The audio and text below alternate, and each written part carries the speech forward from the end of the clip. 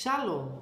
Hoje nós vamos falar sobre julgamento, através dos ensinamentos do rabino e psiquiatra Abraham Joshua Tversky de abençoada memória, ao nos contar sobre as lembranças da sua infância.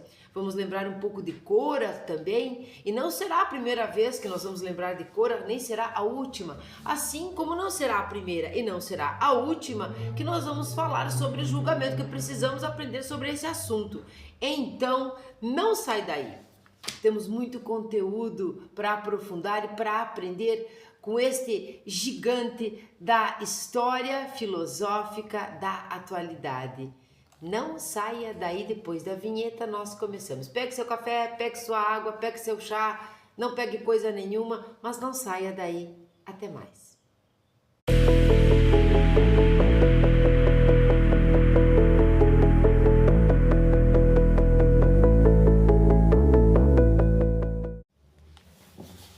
Shalom a todos. Boker Tov, Tzaharem Tovim, Erev Tov, Laila Tov, dependendo do horário que você for assistir ao vídeo. Mais uma vez, deve ser a 40ª vez que eu tento gravar esse vídeo e falei tanta, mas tanta bobagem que tinha que ficar deletando e apagando e tudo mais. Não é? Depois eu dei uma julgada em mim mesma, né? Fiquei me julgando, dizendo, Sharon, você precisa ser menos ansiosa, Sharon, você precisa...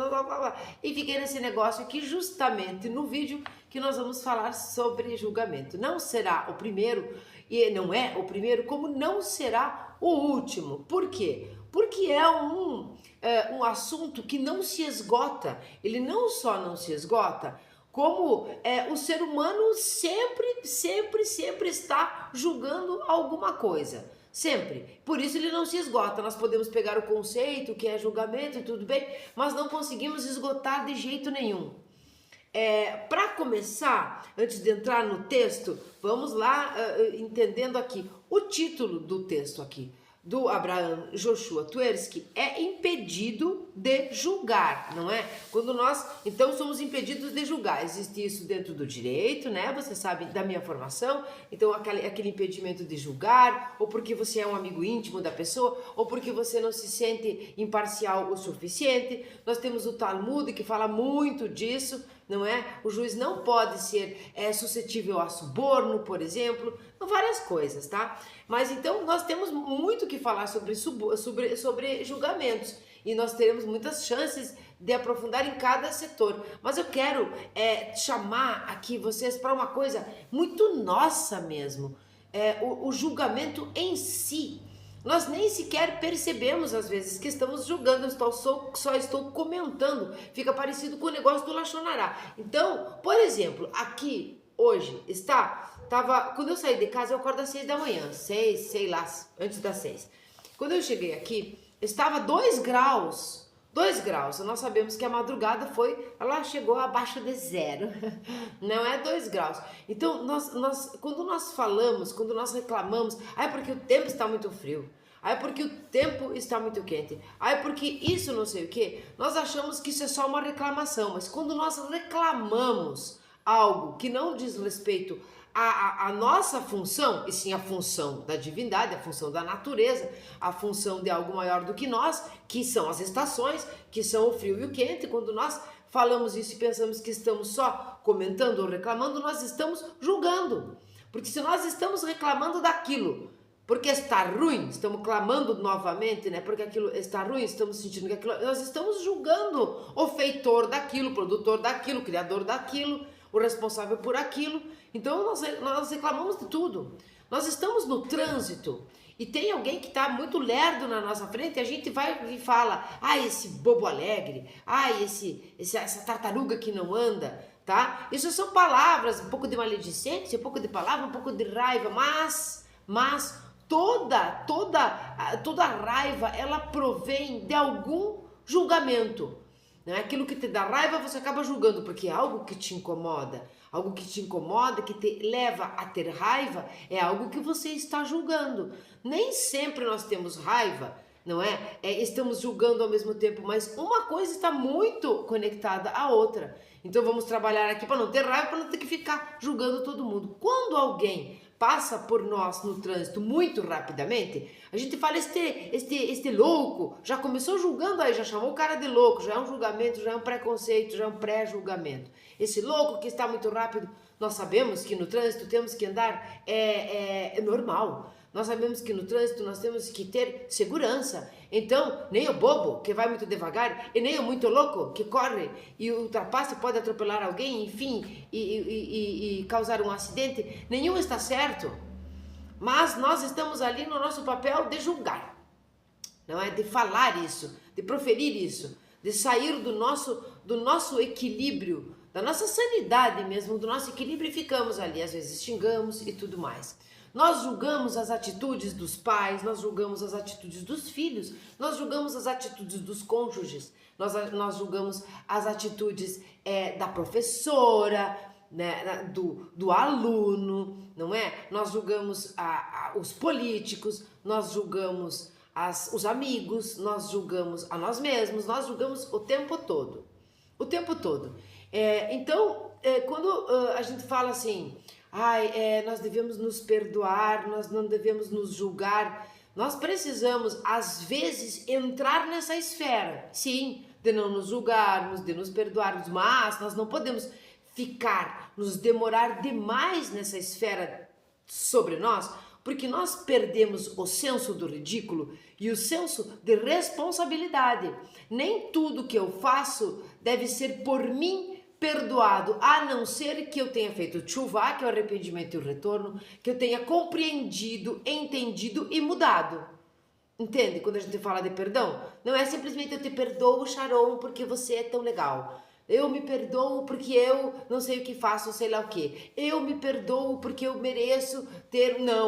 Não é? Quando nós trabalhamos a mente, quando nós trabalhamos o ser como, né, um ser completo, nós também temos que entender que esta mente que está neste corpo, que esta pessoa que anda por aí não anda só, não vive só. Nós temos os semelhantes. Então, quando nós nos perdoamos demasiadamente, vejam bem que eu estou falando, não é para não se perdoar, né? Começar agora a se maltratar ali, se castigar, não. Mas quando você demasiadamente se perdoa, sem antes um processo de arrependimento, um processo de entendimento, de conhecimento do que foi feito, um processo de reconhecimento de que aquilo não era bom ou de que você estava errado, quando nós não fazemos este processo antes e nos perdoamos demasiadamente, nós saímos da responsabilidade do que nós fazemos. Nós achamos que não somos responsáveis, nós não temos culpa e nos perdoamos. Então, este julgamento nesse momento aqui, ele deve ficar de fora. Faça de conta que você já se perdoou, você já se julgou, já tudo. Por quê? Porque nós temos que prestar atenção para o julgamento que nós fazemos sobre as pessoas, sobre as coisas, sobre as instituições, sobre a natureza, sobre Deus. Quando nós julgamos uma atitude, quando nós julgamos uma atitude, não porque ele não tem atitude, porque afinal de contas ele não é uma pessoa, não tem os atributos do ser humano, mas quando as ações de Deus, elas aparecem aqui, não é? Nas coisas que nos acontecem, quando nós julgamos as coisas que nos acontecem como nós estivéssemos julgando as atitudes de Deus, nós precisamos lembrar que nós não temos que julgar as atitudes de Deus, os desígnios da divindade e nem mesmo colocar dúvida, porque quando nós colocamos dúvida, nós julgamos que ele não sabe o que faz. Então, quem sabe nós, que sabemos mais do que ele, agimos de forma correta. Quem sabe nós tomamos o lugar de Deus e começamos a ser decentes de verdade. Entendem? Quando você não sabe brincar, não desce pro play, aquela coisa. Então você julga no trânsito, você julga na rua, você julga em casa, você julga o seu filho, você julga o seu amigo, você julga o seu patrão, você julga o empregado, você julga as pessoas, você julga tudo. Nós estamos julgando tudo, o tempo todo. Vou tomar um cafezinho. Já sabe, né? Sem bênção já fiz. Vamos entrar para o texto e vamos alongando mais aqui para entendermos. Ele pergunta aqui, primeiro ele conta aqui que o seu pai, estou falando do Rabino Joshua Twersky, que o seu pai no Shabat, né, ensinava e atendia muitas pessoas. Nós sabemos esse lado psicanalítico, não é, dos rabinos, de aconselhar e tudo mais, o seu próprio trabalho, não é? ele conta que muitas pessoas pediam conselhos e também ele contava muitas parábolas. E eu vou começar aqui do meio, tá? Para nós entendermos bem onde é que nós vamos colocar a nossa vida de hoje. Ele pergunta assim, por que a Mishnah assim nos instrui? Seja cauteloso e paciente no julgamento. Olha só, seja cauteloso, não é? E paciente no julgamento. Se os ensinamentos éticos eram dirigidos a leigos e não a juristas.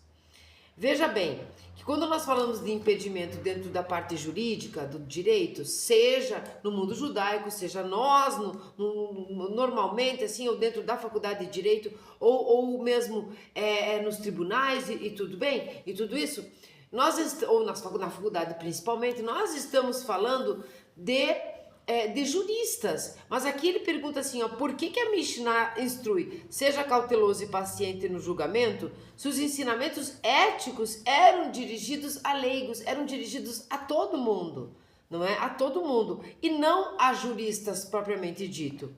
Ele então explicava, o pai, né? O pai do Rabino Twersky. Ele então explicava, lembre-se que eu estou contando uma história que ele contou de quando ele era criança, que todas as pessoas, na verdade, funcionam como juízes, por assim dizer, e que nós preferimos sentenças a respeito de diversos assuntos inúmeras vezes na vida. Olha só, e que nós proferimos sentenças a respeito de diversos assuntos inúmeras vezes na vida. Diversos. Não há um dia sequer que nós não julguemos alguma coisa, nem que seja que o fogo não está esquentando bem a panela, nem que seja coisas pequenas. Nós julgamos às vezes até animais. Por que você fez isso? Porque você é um não sei o que pro bichinho. Nós julgamos o tempo todo, não é? Nós julgamos a atitude benéfica que nos foi feita. Por que será que fizeram isso? Devem querer alguma coisa em troca, julgamento. Nós julgamos as maléficas, maldito que fez tal coisa. Nós julgamos. Nós não temos um espelho para nos olhar, será? Ou nós temos uma parcela da solução sobre aquele julgamento? Aí, quem sabe dê para julgar? É como o Lashon Hará. Você pode fazer Lashon Hará, você pode denunciar alguém, você pode fofocar, fazer rehilut sobre alguém, você pode, desde que cumpra os requisitos do Hafetz Haim e que todos esses requisitos unidos, juntos e muito bem pesquisados e analisados, possam mudar o resultado da ação. Se você não muda o resultado da ação, boca que usa, Shimirat Lashon. A importância disso, dizia papai, é que, assim como um juiz que está presidindo um julgamento não pode aceitar suborno, toda pessoa deve também ser cautelosa e imparcial. Sabe, você faz de conta que, sei lá, ali, um suborninho, um favorzinho ali, você deixa de fazer aquilo, você tende mais para um lado, para o outro. Eu já fui jurada, sabe? E para ser jurada, existem 10 quesitos que são perguntados. Geralmente, né? Pode ter mais. Né? E tem ali os 10 jurados, não é? Vejam só que o minyan, que é o quórum, né, da reza, é de 10 judeus ali. Também isso, o direito penal brasileiro, vou dizer com carinho aqui, copiou ou se inspirou, sei lá, mas são 10 jurados, tá? Um minyan é um quórum de 10 jurados. Sabe quando a gente fala do 7 a 1, né? Porque são 7, mas o 10 aqui tem um sentido que só quem fez a faculdade sabe. Bom, a importância disso, então, o que ele fala, né? Toda pessoa também ser cautelosa e imparcial. Ele explicava que, assim, muitos fatores que podem prejudicar a capacidade de uma pessoa de julgar com objetividade, e que a Torá afirma que o suborno cega tanto um juiz que ele não percebe que seu julgamento foi afetado. De forma semelhante, quando uma pessoa tem motivos escusos ou conflitos de interesse que afetam as escolhas de sua vida pessoal, ela pode ignorar completamente que não está relacionando de forma honesta e objetiva, não está raciocinando, me desculpem, de forma honesta e objetiva. Devemos, portanto, manter-nos em estado de constante vigilância para não sermos subornados e assim fazermos um julgamento inadequado na vida. Por que aqui o suborno, o se vender, não é? Ele é tão importante. Porque quando diz respeito a alguma coisa que você precisa decidir, alguma coisa que você precisa julgar, alguma coisa que você precisa opinar ali, que está na sua alçada, e você é subornado, e você é comprado, e você é convencido, ludibriado, como está acontecendo hoje com influencers, com mídia, com não sei o que, com suborninho. É como nas épocas de eleição. Você de repente vê um monte de gente votando ignorantemente, não é? Para um lá que nem sabe se ele vai cumprir as coisas ou não, mas sabe que ele recebeu uma cesta básica, um não sei o que. Essa compra, essa venda da pessoa, ela foge completamente do intuito, do objetivo, não é? De nós nos ajudarmos a nos melhorar, de nós sermos claros, decentes e límpidos, não é? Nas nossas atitudes e tudo mais. Pior do que isso, às vezes o povo, as pessoas são tão ignorantes que não há uma malícia inteligente, é uma malícia explícita ou implícita, mas há uma ignorância ao mesmo tempo. Ela aceita a cesta básica, ela não tem a malícia de dizer, vou aceitar a cesta básica, mas não vou votar para você. Ela aceita a cesta básica e vota na pessoa. Então, é uma compra, geralmente, de pessoas que são mais ignorantes. Eu não estou chamando de burras. Ignorantes que não conhecem a lei. Que nem sequer se tocam que o voto o voto é secreto. Entende? Elas não têm essa malícia. Então, é essa pessoa vulnerável que aquele que é grandão lá, que é mais dotado de astúcia, vai comprar. Não é? Uma ajudinha aqui, um tapinha nas costas ali, uma propina mesmo em dinheiro, essas coisas todas. Daí, após isso, ele fala dos subornados e assim fazemos um julgamento inadequado da vida. Por quê? Porque toda vez que nós nos vendemos por alguma decisão que nos cabe e alguém vai ser prejudicado e alguém vai ser beneficiado, nós estamos julgando. Então nós estamos deturpando, subornando, estragando o nosso julgamento sobre os assuntos da vida de uma maneira geral. Nós começamos a nos acostumar a fazer isso. Nos acostumar a julgar o vizinho, a olhar uma foto na mídia e falar horrores de coisas que nem conhece a pessoa, nem sabe sobre coisa nenhuma, não é? Bom, aí ele vem e conta uma história. Lá vem a história do Rebbe de Berdichev. Estava certa vez participando de um Dim Torá. Dim Torá é tribunal rabínico. Nós estudamos isso no Talmud Essencial, lembram? E que depois de ouvir o caso durante vários dias, levantou-se subitamente, anunciou que precisava se declarar impossibilitado e retirou-se do caso. Ele não apresentou nenhuma razão para sua atitude. Depois do Shabat, o Rebbe convocou os outros rabinos que haviam participado do caso com ele e disse-lhes o seguinte: em um determinado momento, durante a leitura do processo, disse o Rebbe, percebi que estava perdendo a objetividade e começava a pender a favor de um dos litigantes. Sabe que é muito importante no tribunal rabínico ter pelo menos 2 testemunhas e elas são interrogadas juntas, tá? Não tem o interrogatório de um e interrogatório de outro separadamente, porque aquele não apareceu, porque ou marcam horários diferentes. É junto. Nós precisamos ver, se nós somos julgadores profissionalmente, nós precisamos julgar, observando, entendendo, conhecendo o processo, não é? E a ação e os 2 lados da moeda. Bom, Por mais que tentasse, eu não conseguia dominar essa tendência, é o Rebbe falando, né? Assim, não tive opção a não ser declarar-me impossibilitado devido à minha parcialidade com relação a um dos lados envolvidos. No entanto, eu não conseguia entender por que isso acontecera.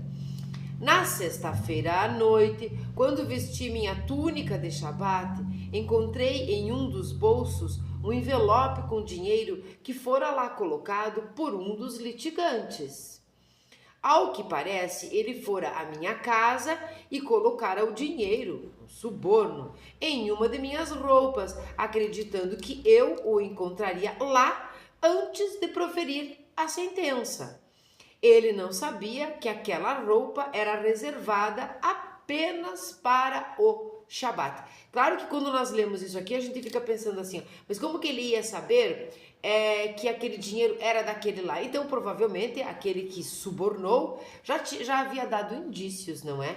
Numa audiência ou na vida particular, já tinha dado indícios. Ele sabia. Outra, ele fala que essa pessoa deve ter ido à casa dele. Então, é alguém que frequenta a casa dele. Então, aqui a gente já consegue entender. Quando vim, mas ele não sabia que aquele lá era o terno que ele usava, era a roupa reservada para o Shabat.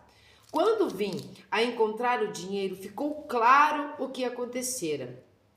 O poder do suborno é tão grande que pode influenciar o raciocínio de um juiz, mesmo que ele não saiba que foi subornado. Essa é uma parte extremamente importante.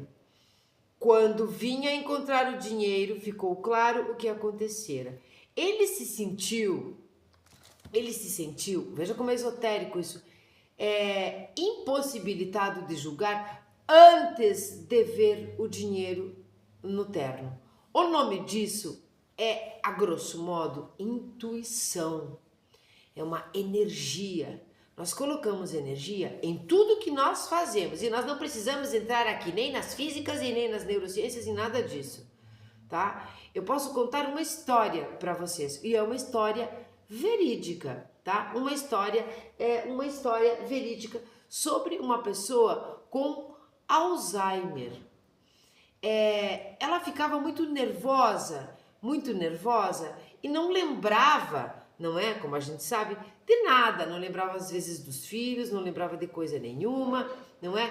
Estava já num estágio de demência mesmo, mas certa feita, quando o filho dela estava entrando, não posso dar nomes, tá? O filho dela estava chegando na casa, havia na rua de baixo, tá? Na rua debaixo de onde eles moravam, havia um tumulto, não é? De policiais, tá? De policiais, sirene de ambulância e tudo mais, porque havia acontecido um acidente ali. Então estava a polícia, estava a ambulância, estava pessoas barulhentas, estava tudo. Quando esse filho chegou em casa, tá? Lugar onde não se poderia ouvir, era nas ruas abaixo ali, sei lá. Tá? Não poderia ouvir, entendam que não poderia ouvir.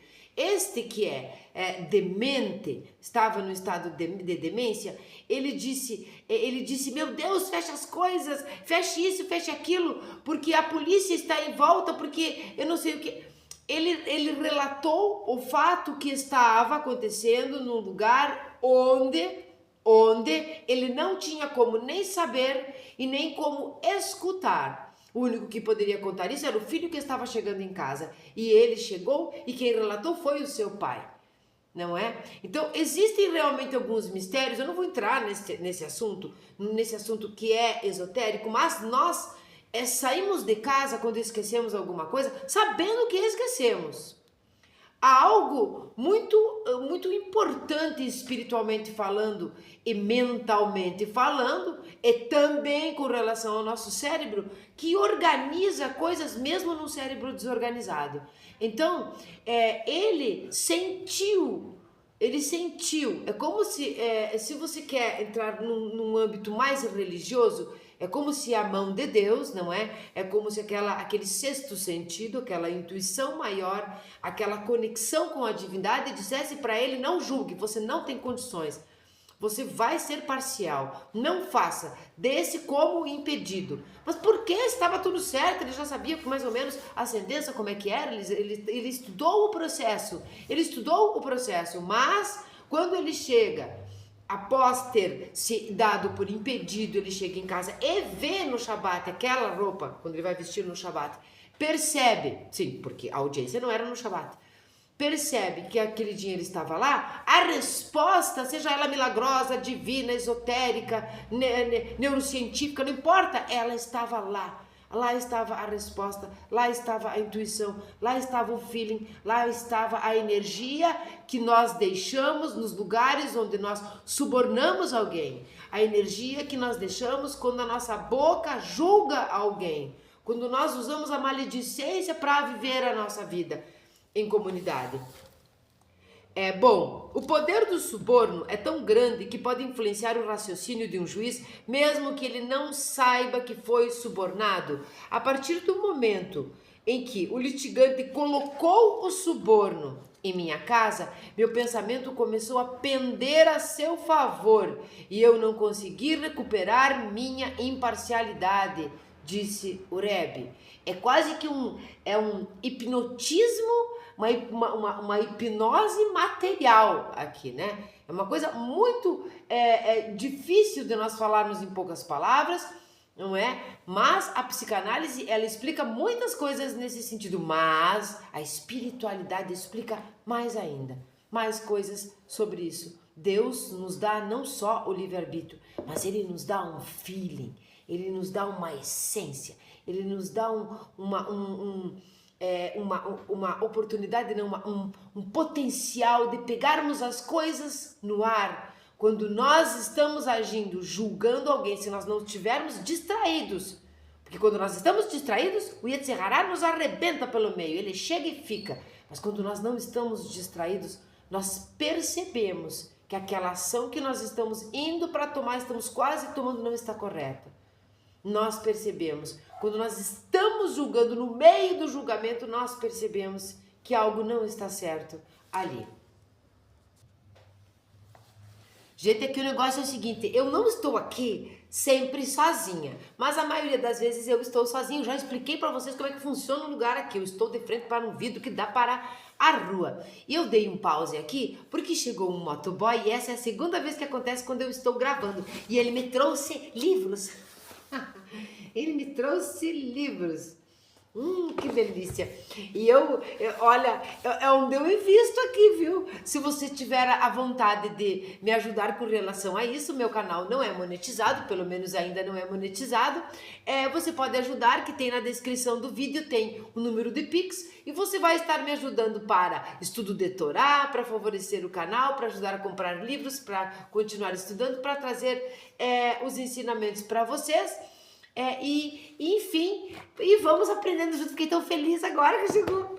Eu fiquei muito feliz. Não sei muito bem onde eu estava, mas eu sei que toda vez que nós estamos fazendo algo que não é correto, e isso não diz respeito só ao julgamento, mas atitudes não corretas, sabe, coisas para debaixo do tapete, atitudes duvidosas da nossa parte, se nós não estivermos distraídos, nós percebemos, porque nós não somos só carne e osso, porque nós não somos só cérebro e mente, nós somos almas, não é? Almas espiritualizadas. E por que eu digo espiritualizadas? Porque no meu entendimento, o espírito nunca muda. O espírito nem sequer evolui, e sim a nossa alma, não é? O nosso espírito é realmente o pedacinho de Deus ao qual nós fazemos parte porque estamos dentro dele.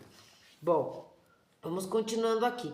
Eu me pergunto quantas vezes paramos para analisar se nossas decisões e julgamentos cotidianos baseiam-se em um desejo sincero de fazer o que é certo e justo, ou se somos talvez subornados, aqui está entre aspas, por causa das aparentes vantagens que obteremos com uma determinada decisão.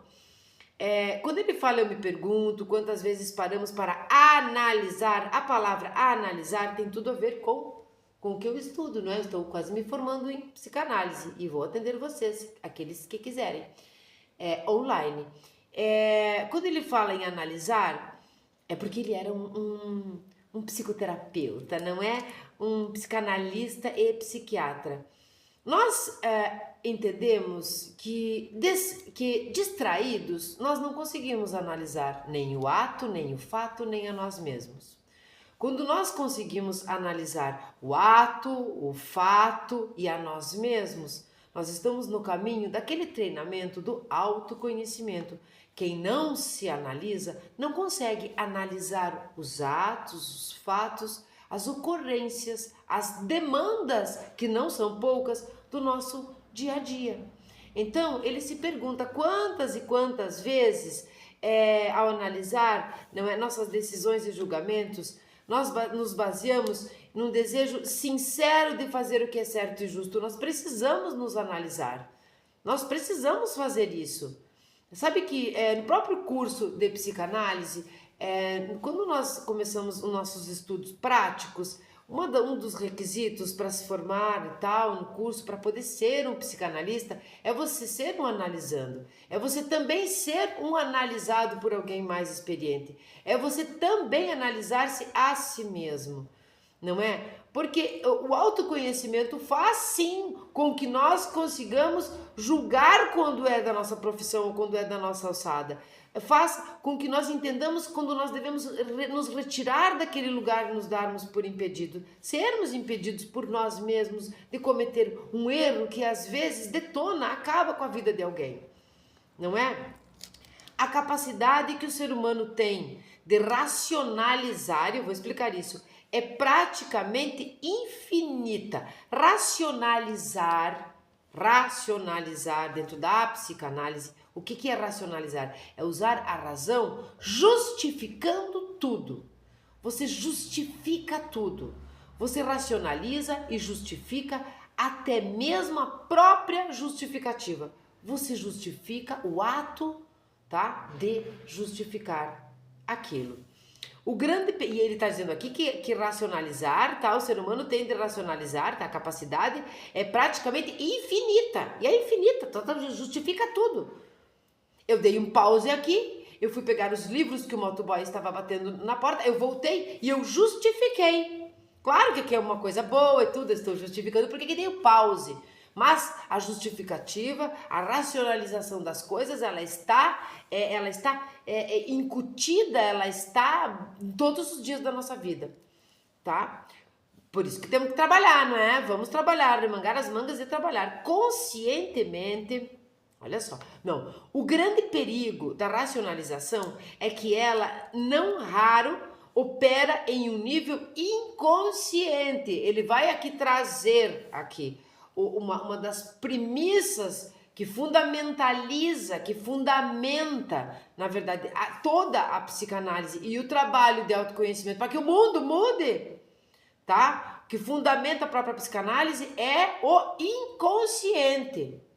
Aquele que não é o subconsciente, é o inconsciente trabalhado por Freud na psicanálise, não é? Depois nós temos Jung falando do inconsciente coletivo, mas aqui ele está falando do inconsciente nosso. A gente nem percebe. Parece assim, o inconsciente não conversa com o consciente. Somos nós que temos que trazer essas lembranças. Somos nós conscientemente nos trabalhando que temos que fazer, ver se aquilo, o que é que eu fiz sabendo que eu estava fazendo. Eu preciso estar como? Estar presente no lugar. É como meditar, estar presente, estar consciente do que está ao meu entorno, das coisas que estão exteriores a mim. Conscientemente, podemos de fato acreditar que estamos fazendo algo porque é correto fazê-lo, quando na verdade estamos apenas agindo em nome dos interesses de nossa própria conveniência ou prazer. Mesmo uma vigilância extrema pode não ser suficiente, porque a gente vai cair que nem Lachonará. Aprende, de repente dá uma resvalada. E vamos lá, vamos continuar, vamos levantando, vamos nos ajudando, não é? Devemos rezar e rezar muito para termos sempre permissão de enxergar a verdade. Este rezar não machuca ninguém. Então não fique pensando, agora se eu rezar, eu vou conseguir mudar assim. Parem, né, quem está nessa vala, de pensar assim. Rezar é bom, orar é bom, orar é necessário, é agradecer, é pedir para Deus, é pedir para o teu eu superior, aí como você quiser chamar, pedir para a sua consciência, manter a inconsciência consciente de si. Não é?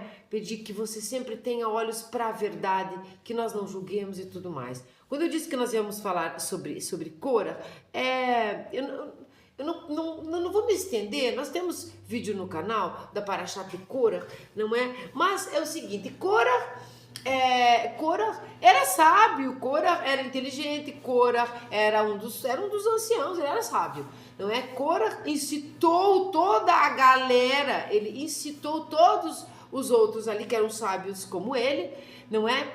A levantar ali uma rebelião do porquê que Moshe era o escolhidinho, né? Já não tinha trazido as tábuas, agora ele e Aharon é o sacerdote, por que que não sou eu?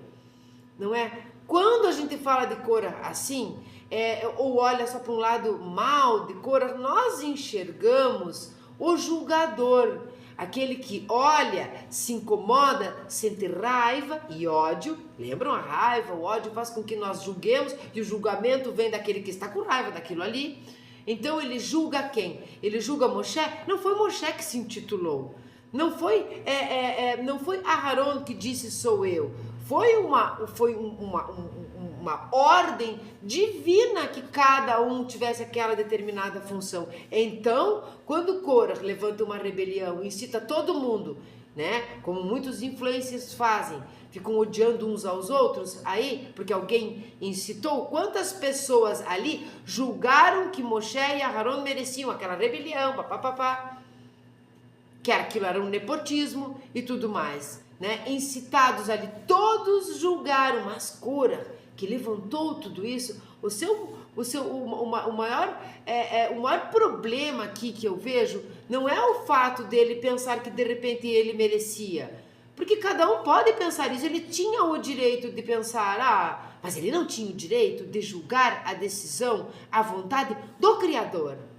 Nós estamos falando de monoteísmo, nós estamos falando de Moshe Rabbeinu, do homem que subiu no Sinai e trouxe a Torá para o mundo. Nós estamos falando de Aharon, o sacerdote. Entendem? Então, quando ele julga, é quando nós julgamos que eu não quero que esteja frio. Nós julgamos as decisões da natureza, que é uma expressão de Deus. Nós não podemos mudar isso. Eu posso colocar roupas. Eu posso tomar um café quentinho, que deve estar gelado. Gelado, viu? Reclamei dele, julguei o café, não, na verdade ele estava mesmo bem gelado. Entendem? Quando nós julgamos algo além, vamos começar por aí. Aí nós vamos parar de julgar o professor, o aluno, a mãe, o pai, o filho, o primo, a amiga, o irmão, o governo, o delegado, as lojas. Pessoas julgam até as lojas, aquela lá fez aquele desconto só para depois cobrar mais. Nós julgamos todas as coisas, julgar no trânsito, não é? Julgar uma atitude militante de alguém, julgar aquele que não milita, julgar o da direita, julgar o da esquerda, julgar país, julgar não sei o que.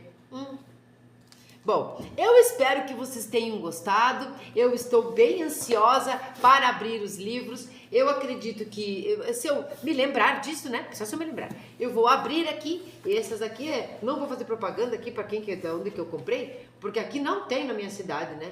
Eu acabo tendo que comprar as coisas da internet, porque aqui não tem. Se eu me lembrar, eu vou mostrar, fazer um short aqui, sei lá o que, um mini vídeo, ou no final deste vídeo, mostrar os livros que chegaram. Eu espero que vocês tenham gostado. Curtam, comentem, compartilhem, se percebam, não fiquem distraídos, não julguem. E se tiverem que julgar, sejam como diz aqui a Mishnah, porque não importa se você é um juiz ou não, aqui é para leigos. Seja cauteloso e paciente no julgamento. Então, se você tiver que julgar seja ele profissionalmente esse julgamento, seja num dia, numa pergunta, num caso onde precisa mesmo das suas palavras, seja cauteloso, seja paciente, sempre pense que todos somos inocentes até que provem o contrário. Então nós temos que ser cautelosos e termos certeza, não é mesmo? Eu espero realmente, já falei 1000 vezes, que vocês tenham gostado. Curta, comente, compartilhe, não é? Com os seus amigos, com os seus familiares. E até uma próxima vez, até um próximo dia, para falar de julgamento, para falar de qualquer coisa que possa nos ajudar a crescer, a sermos melhores como pessoas. Um beijo, shalom, shalom, tchau, tchau.